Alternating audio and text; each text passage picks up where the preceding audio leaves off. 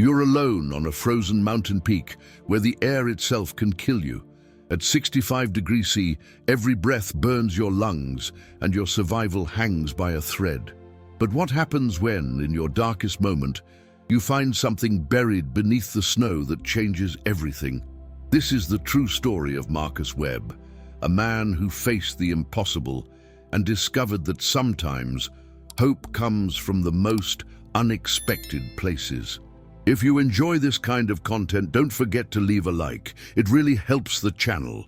Marcus Webb had climbed mountains for 15 years. At 42, the Colorado native knew the Rockies like the back of his weathered hands. He'd summited peaks across 3 continents, survived avalanches, and once spent 4 days trapped in a crevasse in Alaska. But nothing had prepared him for what would happen on Mount Denali that January morning. The expedition had started well. Marcus and his climbing partner, Devon Chen, had planned this winter ascent for 18 months. They'd trained in hypoxic chambers, studied weather patterns, and packed enough supplies for 2 weeks. The forecast had promised a narrow window of clear weather, 3 days of relative calm in the heart of Alaska's brutal winter. On day 4, everything went wrong. Marcus woke at 4 a.m. to the sound of wind tearing at their tent like a wild animal. The temperature had plummeted overnight from a manageable 40 degrees C to a lethal 65 degrees C. Devon's face was pale in the dim light of their headlamps. "We need to descend," Devon said, his voice tight with fear. "Now!" They packed in darkness, their movements sluggish from the cold. Marcus's fingers felt like wooden blocks as he stuffed his sleeping bag into his pack.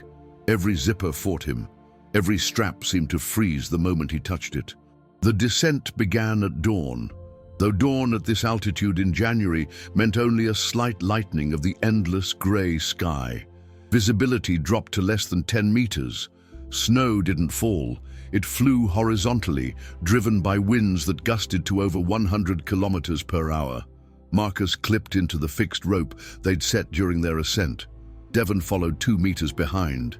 They moved slowly, testing each foothold, aware that one mistake would send them tumbling down the mountain's frozen face. 3 hours into the descent, Marcus heard Devon shout something. The words were torn away by the wind. Marcus turned, squinting through his goggles, and saw Devon's ice axe flailing in the air. Then Devon was falling, sliding down the slope, disappearing into the white chaos. "Devon!" Marcus screamed, but the wind swallowed his voice. Marcus unclipped from the rope and began moving laterally across the slope, searching for any sign of his partner. His heart hammered against his ribs. The cold was crushing, pressing in from all sides. He could feel it seeping through his layers of technical clothing, finding every gap, every opening. After 20 minutes of searching, Marcus found Devon's pack, torn open and scattered across the ice. But there was no sign of Devon himself. Marcus called and called until his throat was raw, until he could barely speak. Nothing. The mountain offered only silence and wind.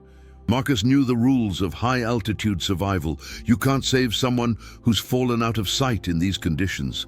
Searching further would only guarantee 2 deaths instead of 1. The knowledge sat in his chest like a stone. He had to keep moving down or he would die. Marcus descended alone, his movements mechanical. Grief and cold battled for space in his mind. The temperature continued to drop.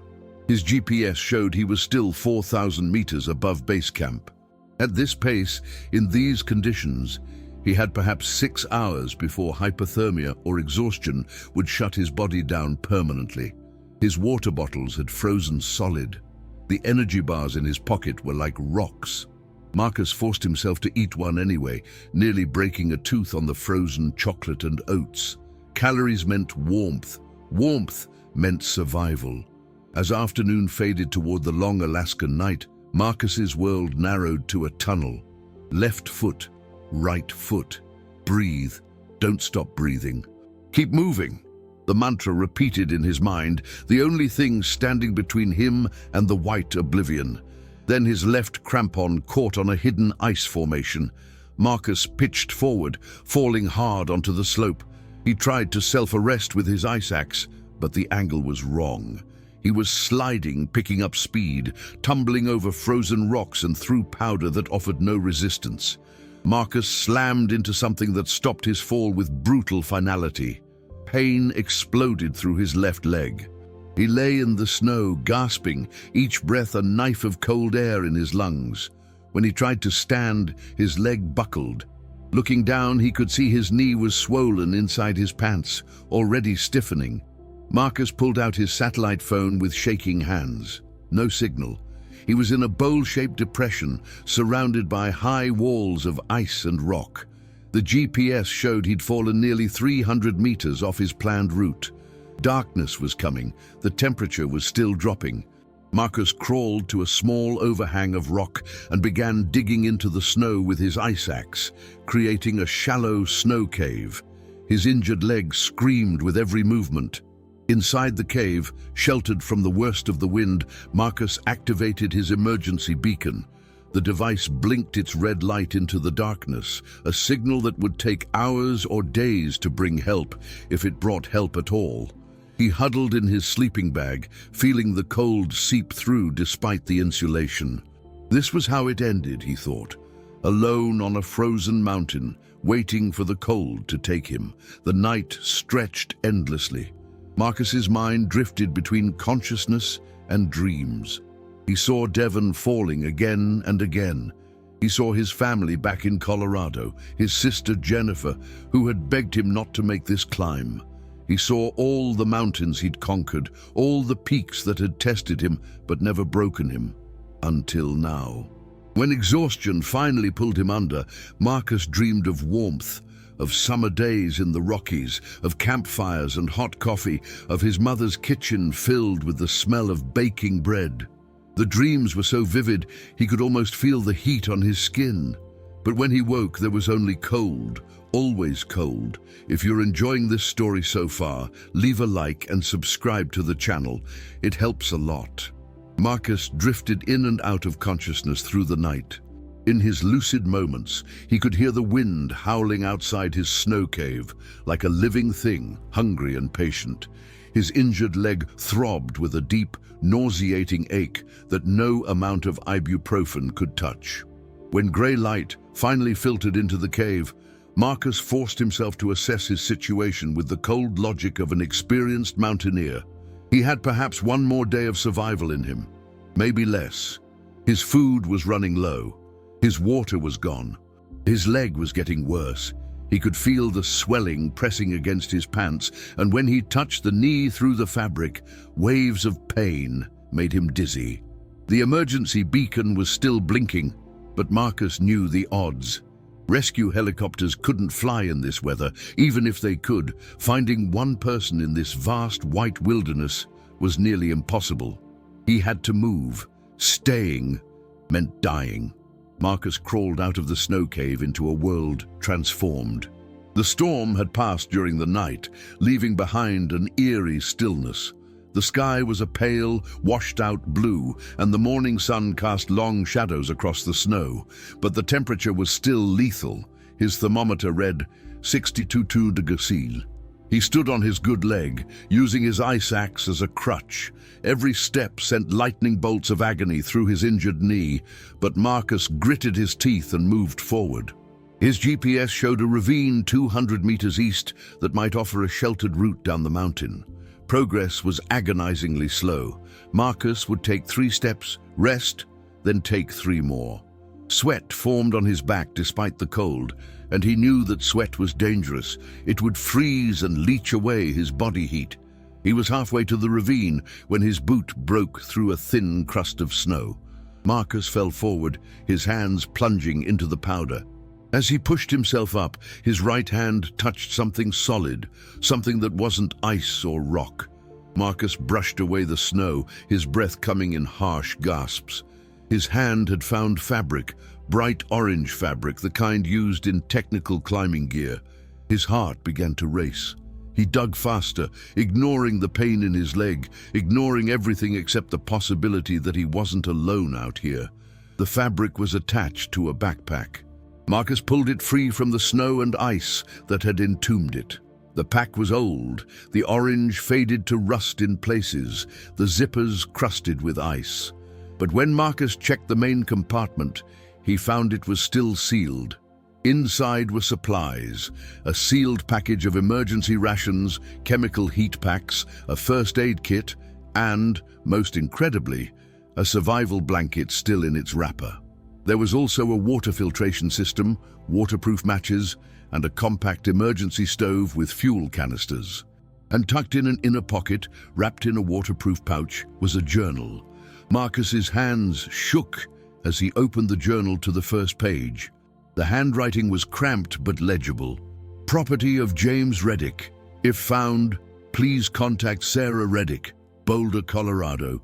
The date on the first entry made Marcus's breath catch. January 1998. This pack had been here for 27 years. Marcus didn't have time to read the journal thoroughly, but he flipped through a few pages. James Reddick had been meticulous. Each entry detailed weather conditions, route information, and survival strategies. There were also personal reflections about the beauty of the mountains and gratitude for life's simple moments. One entry stood out. Packed extra supplies today. Sarah says I'm paranoid, but I believe in being prepared not just for myself, but for anyone who might need help. The mountains are unforgiving, but humans don't have to be. Marcus felt tears freeze on his cheeks. This man, this stranger from nearly 3 decades ago, had just saved his life. He tore into the emergency rations. They were freeze-dried meals, still sealed, still good. The preservation of the extreme cold had kept them viable. He ripped open a chemical heat pack and felt its warmth spread through his frozen hands like a miracle. The sensation was almost painful as blood flow returned to his fingers. Marcus activated the emergency stove, melted snow for water, and prepared one of the freeze-dried meals. As he waited for it to rehydrate, he wrapped the survival blanket around his shoulders over his jacket. The reflective material trapped his body heat, and for the first time in nearly 24 hours, Marcus felt like he might actually survive this. The warm food in his stomach was transformative. Energy began to return to his limbs. His mind sharpened. The fog of hypothermia started to lift, but as Marcus packed the supplies into his own bag, a darker thought occurred to him. Someone had left this pack here, someone who probably never made it off this mountain, someone whose family might still be waiting, wondering what happened to James Reddick. Marcus tucked the journal carefully into his inner jacket pocket, close to his body where it wouldn't freeze. If he survived, when he survived, he would make sure Sarah Reddick got her answers. He would tell her that her brother had saved a life 27 years after his disappearance. He would tell her that James Reddick's preparation and foresight had meant the difference between death and survival for a complete stranger. The discovery gave Marcus more than supplies. It gave him purpose. He wasn't just trying to survive for himself anymore. He was carrying James Reddick's final legacy down the mountain. He was bringing closure to a family that had waited nearly 3 decades for answers. Using his ice axe as a crutch and the survival blanket as an extra layer against the cold, Marcus resumed his descent. The ravine was closer now, and beyond it, the slope gentled toward a ridge he recognized from his ascent. If he could reach that ridge, he'd be back on the main route. Other climbing parties used that route during the brief climbing season. There might be emergency supply caches. There might be people. The heat packs made an incredible difference. Marcus would activate one, tuck it into his glove, and feel his fingers come back to life. When one pack cooled, he'd switch to a fresh one. James had packed a dozen of them. By early afternoon, Marcus reached the edge of the ravine. It was steep-sided and filled with broken ice, but it offered protection from the wind and a clear route down. Marcus pulled out the rope from James's pack, still strong, still reliable, and set up a rappel anchor. The descent into the ravine was treacherous with his injured leg, but Marcus took his time. Every meter down was a meter closer to safety. Every moment he stayed alive honored the man who had made this survival possible. At the bottom of the ravine, Marcus found a relatively flat area sheltered by overhanging ice formations. He decided to rest here, eat another meal, and let his body recover some strength before the final push. As he sat in the shelter, Marcus pulled out the journal again. He read more of James Reddick's entries, stories about his climbing experiences, his love for his sister Sarah, his philosophy about living fully and helping others. One entry, dated January 12, 1998, read, "Sarah asked me today why I take these risks. I told her it's not about the risk, it's about the challenge, the beauty, the way the mountains make you feel so small and so alive at the same time. But more than that, it's about community. Climbers look out for each other. We share knowledge, resources, support. That's what makes us human." Marcus closed the journal and looked up at the ice walls surrounding him. James Reddick understood. He understood what drove people like Marcus to climb, to push limits, to seek the edge of human capability. But he also understood that survival wasn't a solo endeavor. It was built on the foundation of community, preparation, and the willingness to help others, even when they were strangers separated by decades. As the light began to fade, Marcus prepared for another night on the mountain. But this time, he had warmth, food, and hope. This time, he had James Reddick watching over him. Marcus woke before dawn, his body stiff but alive.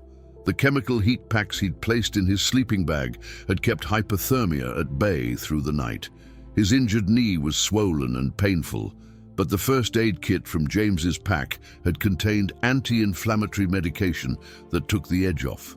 He prepared a quick breakfast using the emergency stove, instant oatmeal mixed with melted snow. The hot food gave him energy and warmth from the inside out. Marcus checked his GPS. He was still 3,500 meters above base camp, a full day's hike for a healthy climber. For someone with a damaged knee in extreme cold, it could take 2 or 3 days. But Marcus had supplies now. He had hope. The morning was clear and brutally cold. Marcus's thermometer read 58 degrees C. He wrapped the survival blanket around himself, activated fresh heat packs for his hands and feet, and began the slow descent. The terrain was challenging, steep slopes, hidden crevasses, and ice fields that required careful navigation. Marcus moved methodically, testing each step, using his ice axe for balance. His injured leg forced him to develop a new gait, putting most of his weight on his right leg and using the left only for stability. Every hour, Marcus would stop to rest, eat a small amount of food, and melt snow for water, using the emergency stove. The routine kept his energy levels stable and prevented the spiral into exhaustion and hypothermia. Around midday, Marcus reached a section of the route he recognized, a distinctive rock formation that jutted from the ice like a broken tooth. He'd photographed it during the ascent, joking with Devon about its resemblance to a Gothic cathedral spire. The memory of Devon hit Marcus like a physical blow. His climbing partner, his friend, was dead somewhere on this mountain. His body was buried in snow, waiting for a recovery team that might never come. The guilt was crushing. Should Marcus have searched longer? Should he have done something different? But Marcus knew the answer. He'd made the only choice possible. Devon's fall had been unsurvivable, and staying to search would have killed them both. Survival sometimes meant making impossible decisions. Marcus pulled out his satellite phone, hoping the clear weather might give him a signal. Nothing. He was still too deep in the mountain's shadow, too far from any relay station. He kept moving. The afternoon brought new challenges. Marcus encountered a field of seracs, towering pillars of ice that could collapse without warning. He had to navigate around them carefully, sometimes backtracking hundreds of meters to find a safe route. At one point, Marcus heard a sharp crack that echoed across the ice field. He froze, his heart pounding, as a massive serac 50 meters away collapsed in slow motion, shattering into thousands of crystalline fragments. The ice particles hung in the air like diamond dust, glittering in the pale sunlight. The mountain was still dangerous, still trying to kill him, but Marcus kept moving forward, step by painful step. As the sun began to set, painting the ice in shades of orange and pink, Marcus found another sheltered spot. A small cave formed by fallen boulders and packed snow. He set up camp, melted water, and prepared dinner. While eating, Marcus read more of James Reddick's journal. The entries became more personal as he progressed through the pages. James wrote about his childhood in Colorado, learning to climb with his father. He wrote about Sarah and how she'd followed him into the mountains, becoming an accomplished climber herself. One entry described a rescue James had participated in, saving a solo climber who'd fallen into a crevasse. "Today reminded me why I do this work," James wrote. "The look on that man's face when we pulled him out, pure gratitude, pure relief. He gets to go home to his family. He gets to live. That's worth every risk, every cold night, every moment of fear." Marcus felt a connection to this man he'd never met. They shared the same values, the same understanding that the mountains demanded respect, but also offered profound rewards. That night, Marcus slept better than he had since the accident. The supplies from James's pack had stabilized his situation. He wasn't just surviving anymore, he was making real progress towards safety. Leave a comment below about what you think of the story so far. Marcus's fourth day on the mountain began with a setback. During the night, his injured knee had stiffened severely. When he tried to stand, the pain was excruciating. He could barely put any weight on the leg at all. Panic threatened to overwhelm him. He'd made such good progress yesterday, covered so much distance. But now, looking at his swollen knee and feeling the sharp stabs of pain with every movement, Marcus wondered if he'd pushed too hard. He took inventory of his remaining supplies.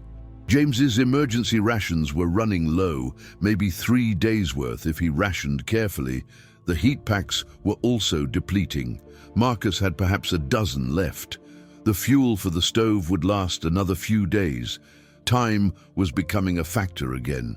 Marcus fashioned a better knee brace using materials from both packs: rigid plastic from a broken avalanche shovel, athletic tape, and strips of fabric. It wasn't professional medical equipment, but it stabilized the joint and distributed some of the weight-bearing stress. With the improved brace, Marcus could move again, though slowly. He set a modest goal: reach the next landmark on his mental map, a distinctive ridgeline about 500 meters below his current position. The descent was grueling. Every step required concentration and willpower. Marcus's world narrowed to the immediate task: place the ice axe, shift weight, move the good leg, drag the bad leg forward, repeat. The rhythm was almost meditative in its simplicity. Around noon, Marcus heard something that made him stop cold. Voices, faint, distant, but unmistakably human. They seemed to be coming from somewhere below him, carried on the wind. Marcus's heart raced. Rescue? Other climbers? Or was this a hallucination, a trick of altitude and exhaustion? He pulled out his emergency whistle and blew 3 sharp blasts, the universal distress signal. The sound echoed across the ice and rock. The voices stopped. Then, after what felt like an eternity, they came again. Closer this time, more distinct. Marcus blew the whistle again, the shrill notes cutting through the thin air. He saw movement below, 2 figures in bright red parkas, moving up the slope toward him with the efficient pace of experienced mountaineers. Relief flooded through Marcus so powerfully that his legs nearly gave out. He leaned heavily on his ice axe, watching the figures approach. As they got closer, Marcus could see they were equipped with professional rescue gear: ropes, medical supplies, communication equipment. One was a woman, the other a large man with a beard visible beneath his face mask. "Marcus Webb?" the woman called out, her voice strong despite the altitude. "Yes, here!" Marcus's voice cracked with emotion. The woman reached him first, her eyes quickly assessing his condition. "I'm Dr. Lisa Chen with Alaska Mountain Rescue. This is Kurt Brennan. We picked up your emergency beacon signal. How are you injured?" Left knee, Marcus managed. And my partner, Devon Chen, he fell on day 4. I couldn't find him. Lisa's expression grew somber. We know. We'll organize a recovery team. Right now, let's focus on getting you safe. Kurt immediately began checking Marcus's vital signs while Lisa called in their position on the radio. Their professional efficiency was comforting after days of struggling alone. You're hypothermic but stable, Kurt announced, and this knee needs proper medical attention. How did you survive this long? Marcus pulled out James Reddick's orange pack. I found this, buried in the snow about 2 kilometers back. It saved my life. Lisa and Kurt exchanged significant glances. Kurt reached out and gently took the pack, examining the faded orange fabric and the weathered straps. James Reddick, Lisa said softly. We know this story. He disappeared in January 1998 during a rescue operation. This pack, we've been looking for any trace of him for 27 years. There's a journal, Marcus said, pulling it from his jacket, for his sister Sarah, in Boulder. Lisa took the journal with reverent care, as if it were a sacred artifact. Sarah Reddick still lives in Colorado. She never stopped looking for her brother. This will mean everything to her. Kurt wrapped Marcus in an insulated rescue blanket and pressed a bottle of warm electrolyte solution into his hands. Small sips. Your body's been through trauma. We need to warm you gradually. As they prepared Marcus for transport, Lisa explained their rescue. Your beacon reached a satellite relay this morning. We were at Camp 4, positioned for another rescue, when we got the signal. The weather window opened up. First clear days in 2 weeks. If that storm had lasted another 48 hours, she didn't finish the sentence. She didn't need to. They rigged a short rope system with Marcus secured between Lisa and Kurt. The technique allowed them to support his weight while maintaining stability on the steep terrain. As they began the descent, Marcus asked about Devon. Lisa's answer was gentle but honest. We have a team moving to the coordinates where you last saw him. The fall you described. I'm sorry, Marcus, but we'll bring him home. His family will have closure. The words brought both pain and comfort. Devon was gone, but he wouldn't be lost forever on this mountain. He wouldn't become another mystery, another name on the list of climbers who simply disappeared. The descent with the rescue team was methodical and safe. Lisa and Kurt communicated constantly, adjusting their pace, choosing the safest routes. They stopped frequently to check Marcus's condition and warm him with hot drinks from thermoses. Around sunset, they reached a plateau where the rescue team had established a temporary camp. There were 2 large tents, emergency supplies, and a communications array. Inside a heated tent, Kurt examined Marcus's knee thoroughly. You'll need surgery. Torn ligaments, possibly meniscus damage, but you'll recover fully. You're lucky. Lucky. Marcus almost laughed. He'd lost his climbing partner, nearly died from hypothermia and exposure, and sustained an injury that would require months of rehabilitation. But he was alive. In that sense, he was incredibly lucky. That evening, as Marcus lay in a warm sleeping bag with medical care and hot food, he felt the weight of the past days begin to lift. He'd survived. Against impossible odds, he'd made it, and James Reddick had saved him. A man who died 27 years ago, a man Marcus never met, had left behind a legacy that bridged decades and saved a stranger's life. Before sleeping, Marcus made a promise to himself. He would meet Sarah Reddick in person. He would tell her how her brother's preparation and foresight had given him a second chance at life. He would make sure James's story was remembered and honored.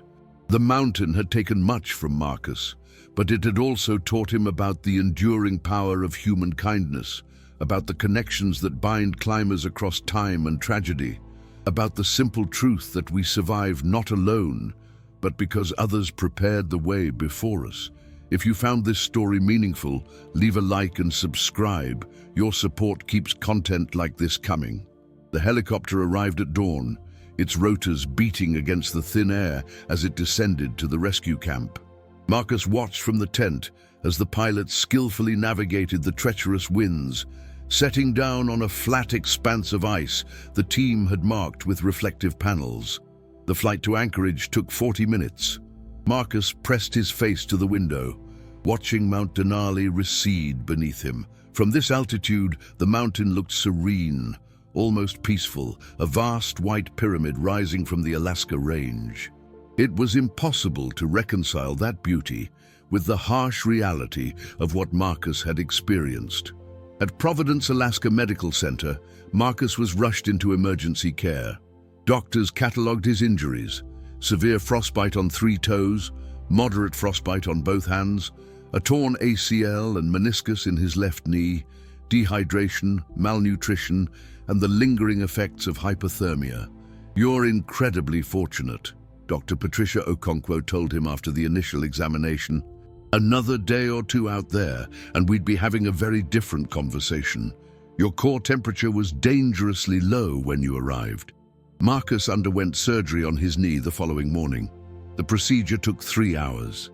When he woke in recovery, his leg was immobilized in a complex brace, and the pain was manageable thanks to medication. His sister Jennifer arrived that afternoon, flying in from Denver. She burst into his hospital room with tears streaming down her face. "You idiot," she said, hugging him carefully to avoid his IV lines. "You absolute idiot. I told you not to do this winter climb. I told you it was too dangerous." "I know," Marcus said. "You were right." Jennifer pulled back, studying his face. "Devon? He didn't make it. He fell." The words still hurt to say. Jennifer squeezed his hand. "I'm sorry. I know how close you two were." Over the next few days, as Marcus recovered, he received visitors. Kurt and Lisa Chen stopped by to check on him. They brought news. A recovery team had located Devon's body and was working to bring him down from the mountain. His family had been notified. "There's someone else who wants to meet you," Lisa said, "if you're feeling up to it." Sarah Reddick flew up from Colorado when she heard about the pack. Marcus sat up straighter. "Yes, please, I need to meet her." Sarah Reddick arrived the next afternoon. She was in her 60s, with silver-streaked hair and the weathered face of someone who'd spent decades in the mountains. Her eyes were a striking blue, and when she shook Marcus's hand, her grip was strong and warm. "Mr. Webb," she said, "I don't know how to thank you for finding James's pack, for bringing it home." Marcus gestured to the chair beside his bed. "Please, call me Marcus, and I'm the one who should be thanking you. Your brother saved my life." Sarah settled into the chair, and Marcus noticed she was carrying the orange pack and the journal. "I've read through his entries," she said quietly. "It's like having a piece of him back. After 27 years of not knowing, of imagining the worst, this gives me answers." "What happened to him?" Marcus asked. "Do you know?" Sarah nodded slowly. Based on his final journal entries and what the rescue teams could piece together, James was helping evacuate an injured climber, a man named Robert Torres, when a storm moved in faster than forecasted. James got Torres down safely, but then he went back up to retrieve some equipment they'd had to leave behind. The rescue team believes he was caught in an avalanche on his way back down. They never found his body. "I'm so sorry," Marcus said. "Don't be," Sarah said, her voice firm despite the emotion in her eyes. "James died doing what he loved, helping someone else. That's exactly how he would have wanted it.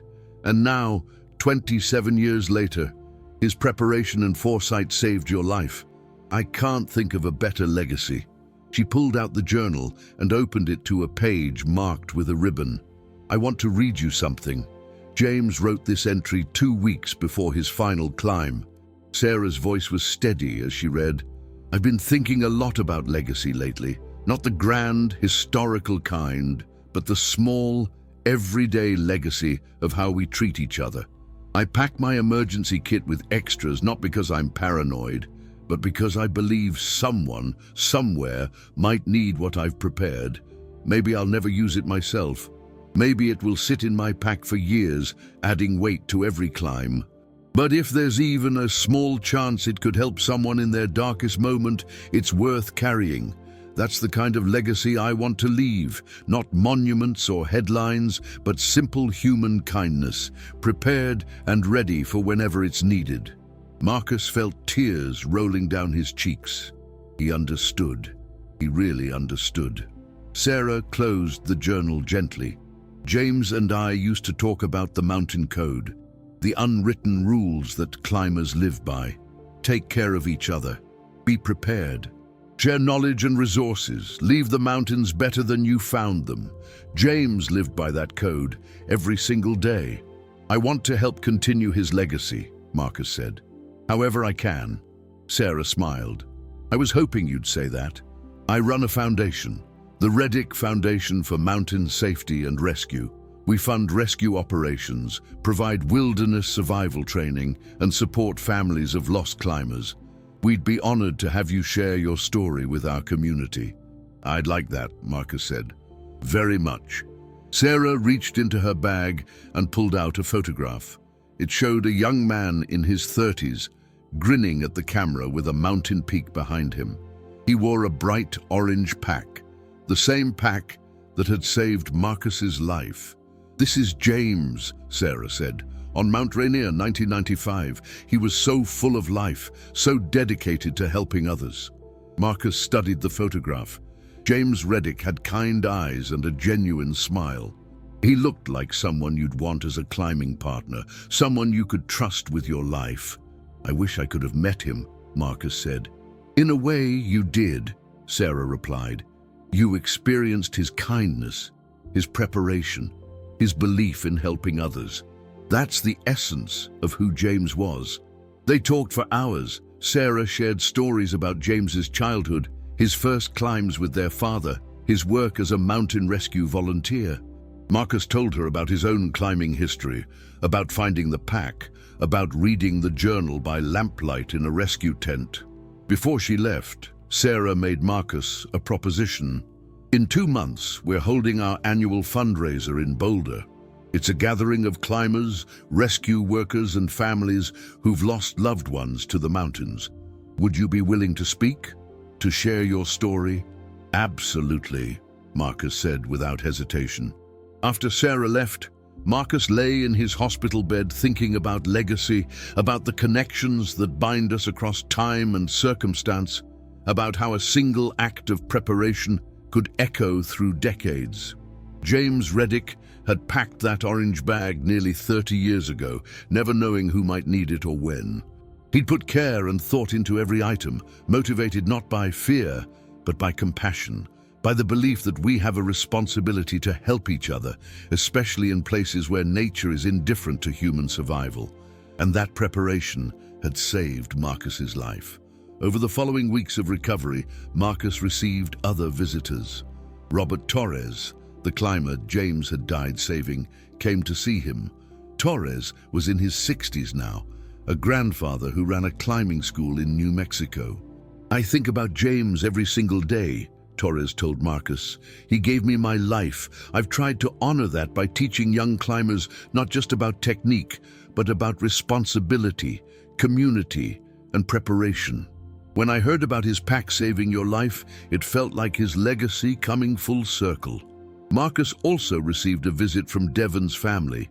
His parents thanked Marcus for trying to save their son, for activating the beacon that allowed recovery teams to bring Devon home.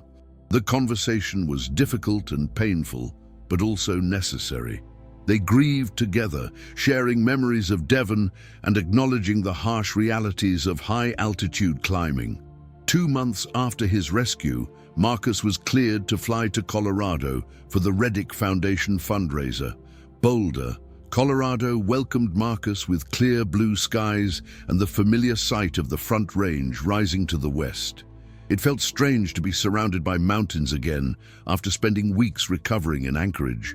But these were different mountains, gentler, more forgiving than the frozen peaks of Alaska. Sarah Reddick picked him up from the airport herself, driving a well-used SUV with climbing gear visible in the back. "How's the knee?" she asked as Marcus settled into the passenger seat. "Getting better. Physical therapy is brutal, but the doctors say I'll make a full recovery. I might even climb again eventually." "Will you?" Sarah asked, glancing at him with curiosity.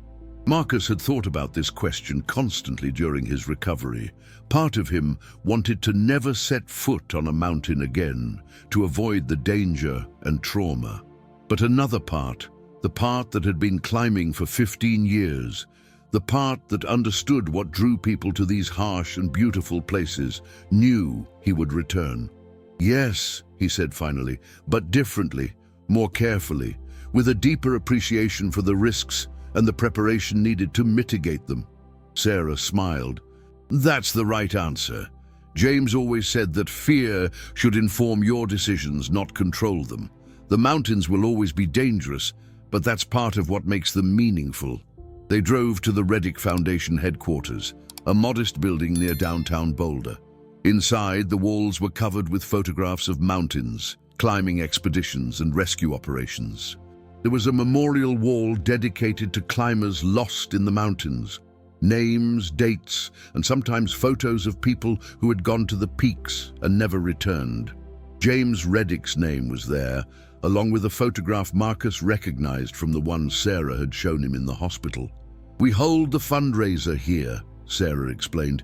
"It's part celebration of the climbing community, part memorial service, part educational event. We have speakers, workshops on mountain safety, and opportunities for people to connect with others who understand what it means to lose someone to the mountains." Marcus met the foundation's staff, a small but dedicated team of former climbers, rescue workers, and volunteers. They all knew James's story, and they were moved by the discovery of his pack and its role in saving Marcus's life. That evening, the fundraiser began. Nearly 200 people filled the foundation's event space, climbers young and old, rescue professionals, families of lost climbers, and outdoor enthusiasts. The atmosphere was warm and respectful, a gathering of people bound by their love of mountains and their understanding of the risks. Sarah opened the event with a brief welcome, then introduced Marcus. Standing before the crowd with his knee still braced, Marcus felt a wave of emotion. These people understood. They knew what he'd experienced, what he'd lost, what he'd survived. "My name is Marcus Webb," he began. 2 months ago, I nearly died on Mount Denali. I lost my climbing partner and dear friend, Devon Chen. I suffered injuries that will take months to fully heal. But I'm standing here tonight because of a man I never met, James Reddick." Marcus told his story. The storm, the fall, Devon's death, the desperate descent, finding the orange pack buried in the snow. He described reading the journal, using the emergency supplies, feeling the warmth of the chemical heat packs in the killing cold. "James packed that bag nearly 30 years ago," Marcus said. "He put thought and care into every item. He included extras, extra rations, extra heat packs, extra first aid supplies, not because he was paranoid, but because he believed in helping others. He believed in the mountain community, in the idea that we look out for each other." Marcus pulled out the journal and read the passage about legacy that Sarah had shared with him in the hospital. "James Reddick's legacy isn't just that pack," Marcus concluded. "It's the philosophy behind it. It's the belief that preparation saves lives, that we have a responsibility to each other, that small acts of kindness can echo across decades. James saved my life 27 years after he packed that bag. And I'm here tonight to make sure his story, his values, and his legacy continue to inspire others." The audience erupted in applause. Many people were crying, including Sarah, who stood at the side of the stage with tears streaming down her face. After Marcus's speech, Robert Torres spoke about the night James saved his life. Then, several rescue workers shared stories about James's dedication to mountain safety and his tireless work as a volunteer. The event raised over $100,000 for the Foundation's programs. But more than the money, it raised awareness about the importance of preparation, training, and the values that keep the mountain community strong. In the days following the fundraiser, Marcus stayed in Boulder, getting to know Sarah and learning more about the Foundation's work. He participated in a wilderness survival workshop, sharing his experience and insights with young climbers. One afternoon, Sarah took Marcus to a hiking trail in the Flatirons, one of James's favorite places. Despite his knee brace, Marcus managed the moderate terrain, enjoying the crisp mountain air and the familiar burn of exertion. At a scenic overlook, Sarah pulled out a small bronze plaque. "We're installing these at various locations James loved," she explained. "Each one carries a message about mountain safety and community." The plaque read, "In memory of James Reddick, 1965-1998. Mountain rescuer, brother, friend. Be prepared not just for yourself, but for anyone who might need help. May his legacy of kindness and preparation inspire all who venture into the mountains." They secured the plaque to a large boulder, a permanent reminder of James's philosophy and sacrifice. "Thank you," Sarah said quietly, "for bringing my brother home, for honoring his memory, for carrying his legacy forward." Marcus squeezed her shoulder. "Thank you for raising a brother who believed in helping strangers, who prepared for possibilities he might never face himself, who understood that the mountain community survives because we take care of each other." As they hiked back down the trail, Marcus felt something shift inside him. The trauma of Denali would always be part of him, the cold, the fear, the loss of Devon. But it was balanced now by gratitude, by connection, by a deeper understanding of why people climb and what truly matters in the mountains. He thought about Devon, about James, about all the climbers who had gone to the peaks and never returned.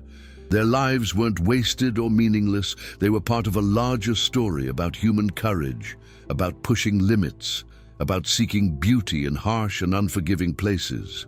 And they were part of a community that honored their memory by continuing to climb, to prepare, to look out for each other. 6 months after his rescue, Marcus returned to the mountains. Not to Denali, that would come later perhaps, or perhaps never.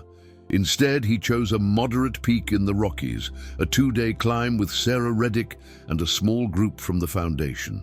Marcus's knee had healed well. The surgery was successful, and months of physical therapy had restored most of his strength and mobility. He would never be quite the same climber he was before, but he was capable, careful, and experienced. The group assembled at the trailhead on a clear June morning. Besides Marcus and Sarah, there were 4 others: Robert Torres, who had flown in from New Mexico; Emily Park, a young climber who'd lost her father on K2; David Chang, a rescue worker who'd known James Reddick; and Lisa Chen, the doctor who had helped rescue Marcus from Denali. They climbed as a team, moving at a comfortable pace, taking breaks to appreciate the views and share stories. The atmosphere was respectful and joyful, a celebration of the mountains and the community that loved them. On the second day, they reached the summit at noon. The peak offered panoramic views of the Front Range, the high plains stretching east, and the great spine of the Rockies running north and south. Sarah pulled out a small container from her pack. "I've been carrying this for 27 years, she said, opening the lid to reveal ashes. "James asked to have his ashes scattered in the mountains if anything happened to him, but we never found his body, never had closure, until now." The group formed a circle around Sarah.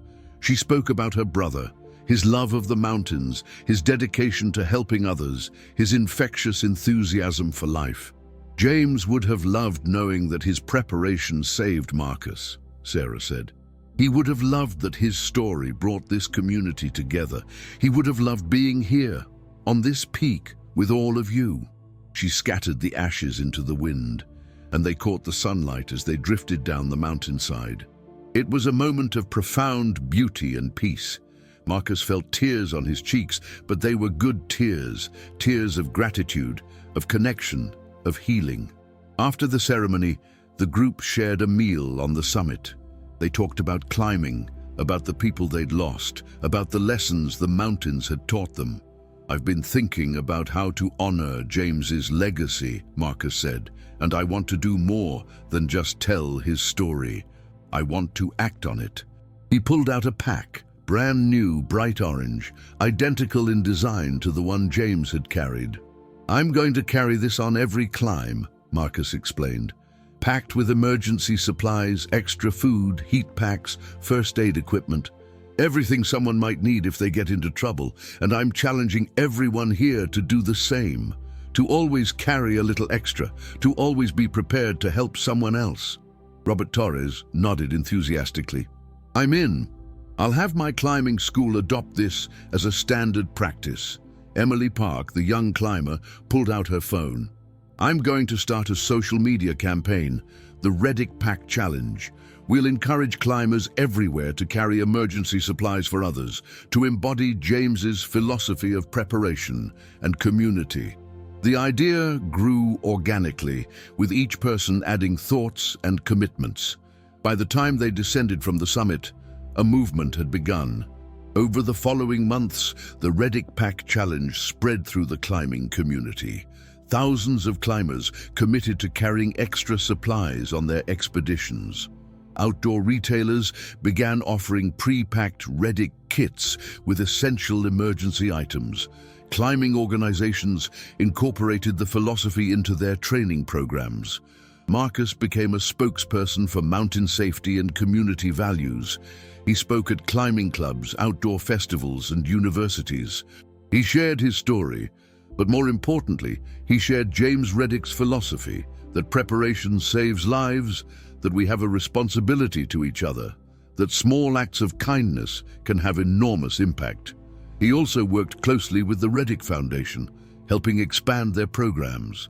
They established scholarships for wilderness medicine training, funded rescue equipment for under-resourced areas, and created support networks for families of lost climbers. A year after his rescue, Marcus received a call from Devon Chen's parents. They wanted to establish a memorial fund in Devon's name, focused on climbing safety education. Marcus helped them set it up, ensuring that Devon's passion for the mountains would continue to inspire and protect others. Marcus also maintained a relationship with Sarah Reddick. She became like a second sister to him, a mentor and friend who understood his journey in ways few others could. They climbed together regularly, always carrying their orange packs filled with supplies for any stranger who might need help. On the first anniversary of his rescue, Marcus returned to Alaska. Not to Denali, that mountain still held too much trauma, but to Anchorage, where he met with Kurt Brennan and Lisa Chen. Together, they visited the Alaska Mountain Rescue Headquarters, where Marcus donated a significant portion of the speaking fees he'd earned to support their operations. "You saved my life," Marcus told them. "I want to help you save others." That evening, at a gathering of rescue workers and climbers, Marcus was presented with an award, the James Reddick Service Medal, newly created by the Reddick Foundation to honor people who embody the values of preparation, community, and selfless service in the mountains.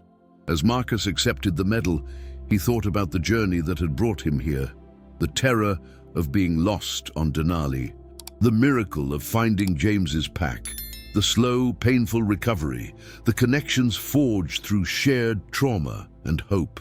He thought about Devon, whose death would always be a wound in his heart, but also a reminder to appreciate every moment, every climb, every opportunity to make a difference. He thought about James Reddick, a man he never met, but who had shaped his life in profound ways. A man whose simple act of over-preparing, of thinking about others, had created a legacy that would outlive him by generations. "The mountains are dangerous," Marcus said in his acceptance speech. "They're harsh and unforgiving. They don't care about our plans or our dreams, but we do care about each other. We prepare for each other. We rescue each other. We carry each other's stories and honor each other's legacies. That's what makes us human. That's what makes the mountain community special. That's what James Reddick understood and what he taught all of us through his actions." 2 years after his rescue, Marcus finally returned to Denali. Not to summit, that wasn't the goal. Instead, he joined a memorial trek organized by the Reddick Foundation, visiting the sites where climbers had been lost, placing plaques and honoring their memories. At the location where Marcus had found James's pack, now marked on maps and GPS coordinates, they held a ceremony. A permanent memorial was installed, a bronze plaque mounted on a rock cairn, describing the discovery and its impact.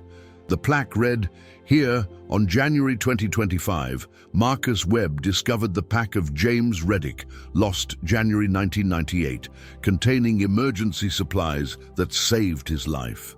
This site stands as a testament to the enduring power of preparation, foresight, and the mountain community's commitment to helping one another across time and circumstance.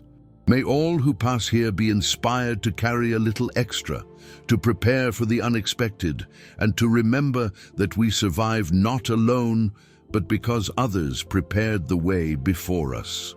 Standing at the memorial, surrounded by mountains that had nearly killed him, Marcus felt complete peace. The circle had closed. James Reddick's story had a proper ending. Devon Chen's memory was honored, and Marcus had transformed his trauma into purpose, his survival into service. The mountains would always be dangerous. People would still get lost, still suffer, still die in these harsh and beautiful places. But because of James Reddick, because of the community he inspired, because of the movement his legacy had sparked, more people would be prepared, more lives would be saved, more strangers would help each other in moments of desperate need. That evening, camped at a safe elevation with the Foundation group, Marcus pulled out his journal, a habit he'd adopted after reading James's entries. He wrote about the day, about the memorial, about the journey that had brought him from the edge of death to this moment of meaning and connection, and he ended with a simple promise, written in careful letters: "I will carry extra supplies on every climb. I will share knowledge freely. I will help any climber in need, stranger or friend. I will honor James Reddick's legacy through action, not just words. This is my commitment to the mountain community, today and always." Outside the tent, the Alaskan night was clear and cold. Stars blazed across the sky with an intensity impossible at lower elevations. The mountains loomed all around, ancient and indifferent. But inside the tent, surrounded by people who understood, Marcus felt warm. He felt connected. He felt part of something larger than himself, a community bound not by geography or background, but by shared values and mutual commitment to survival, preparation, and kindness. The mountain had taken much from him, but it had also given him purpose, connection, and a deeper understanding of what truly matters. And that, Marcus realized, was James Reddick's final gift. Not just the physical supplies that saved his life, but the philosophy that transformed how he lived it. If you enjoyed this story, leave a comment down below. I love hearing your thoughts and answering questions. If you're not subscribed yet, make sure to subscribe and hit the notification bell so you don't miss the next videos.